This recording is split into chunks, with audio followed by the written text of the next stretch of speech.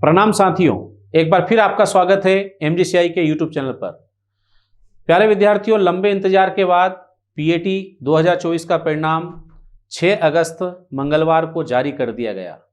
जब से रिजल्ट घोषित हुआ है तभी से विद्यार्थियों के मन में दो प्रश्न आ रहे हैं।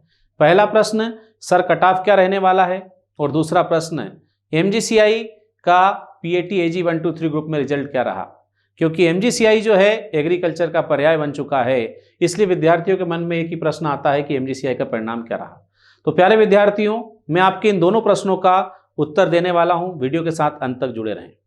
चलिए, तो हम सबसे पहले शुरुआत करते हैं रिजल्ट से। अगर हम यहाँ बात करें तो सबसे पहले मैं आपके सामने जो ईएसबी ने बीएससी एग्रीकल्चर के लिए पीएटी की एग्रीकल्चर ग्रुप की जो प्रवीणता सूची जारी की है, सबसे पहले मैं आपके सामने ये रख रहा हूं। जैसा कि सभी विद्यार्थी जानते हैं कि इस बार पीएटी एजी 1, 2, 3 ग्रुप का पेपर बहुत कठिन आया था, और ये जो पेपर है इससे परीक्षा में 90% विद्यार्थी शामिल होते हैं। लेकिन पेपर कठिन था, इसका अंदाजा आप इस बात से लगा सकते हैं कि ये जो प्रवीणता सूची है जो ईएसबी ने जारी की है टॉप 10 की, इसमें एक भी विद्यार्थी एजी 1, 2, 3 ग्रुप का नहीं है। एजी 1, 2, 3 ग्रुप पीएटी का मेजर ग्रुप है, 90% विद्यार्थी इससे तैयारी करते हैं, लेकिन इस सूची में एक भी विद्यार्थी एजी 1, 2, 3 ग्रुप का नहीं। क्यों नहीं है? क्योंकि आप जानते हैं पेपर बड़ा कठिन था। ज्यादातर विद्यार्थी यहां सीयूटी या नीट की तैयारी करने वाले हैं। तो प्यारे विद्यार्थियों, अब हम लोग आते हैं एमजीसीआई के परिणाम की तरफ। तो एमजीसीआई का जो परिणाम है, मैं एजी 1, 2, 3 ग्रुप का परिणाम आपके सामने रख रहा हूं। जैसा कि आप सभी जानते हैं कि एमजीसीआई जैसा हर साल परिणाम देता आ रहा है, उसी प्रकार का परिणाम एमजीसीआई ने पीएटी 2024 में भी दिया। जैसे आपने देखा होगा, सीयूटी का परिणाम अभी थोड़े दिन पहले घोषित हुआ था, और एमजीसीआई की छात्रा अति जैन ने मध्य प्रदेश का ही नहीं, मध्य भारत का सर्वोच्च स्कोर दिया। 600 में से 565 अंक प्राप्त किए थे। इसी प्रकार से हम लोग देखते हैं पीएटी 2024 में एमजीसीआई के जो विद्यार्थी है, इन्होंने एजी 1, 2, 3 ग्रुप में फिर से सफलता का शिखर छुआ है। अगर हम टॉप 5 की बात करें तो इसमें एमजीसीआई के जो विद्यार्थी हैं वो 3 हैं। जैसे आप देख सकते हैं, सुमित मोहरे फर्स्ट रैंक पर हैं, हरिओम पटेल ये 3rd रैंक पर हैं, और नागेंद्र धाकड़ इन्होंने 5वां स्थान प्राप्त किया है। इसी के साथ आप यहां पर देख पा रहे हैं कि शक्ति विश्वकर्मा का परिणाम मैं आपके सामने रख रहा हूं। शक्ति विश्वकर्मा के भी सेम स्कोर है नागेंद्र धाकड़ के बराबर, मतलब ये भी टॉप 10 की छात्रा है। लेकिन आपको बता दूं कि ये इसके साथ ही फीमेल कैटेगरी में एजी 1, 2, 3 ग्रुप से प्रथम स्थान लेकर आई है, फर्स्ट रैंक पर है। और एक सबसे खास बात ये कि ये जो हमारी विद्यार्थी है, ये क्रैश कोर्स की विद्यार्थी है। वो क्रैश कोर्स की विद्यार्थी होकर उसने इस तरह का परिणाम दिया है। अब आप ये सोचेंगे कि क्रैश कोर्स का विद्यार्थी ऐसे टफ पेपर में क्या इतना बड़ा स्कोर दे सकता है? हाँ, जरूर दे सकता है। इसके पीछे एमजीसीआई की जो स्ट्रेटजी है वो काम करती है। एमजीसीआई अपने विद्यार्थियों को डिजिटल कोर्स प्रोवाइड करता है। ये हम ड्रॉप बैच के साथ साथ क्रैश कोर्स के विद्यार्थियों को फ्री में देते हैं। डिजिटल कोर्स में आप देखेंगे कि पूरा पीएटी का सिलेबस डिजिटल बोर्ड पर रिकॉर्ड करके विद्यार्थियों को दिया जाता है। तो क्रैश कोर्स में विद्यार्थी कम पढ़ाई नहीं करते हैं, बल्कि डिजिटल कोर्स देखकर वो अपना पूरा सिलेबस तैयार करते हैं। 3 महीने में सिलेबस तैयार कर सकते हैं।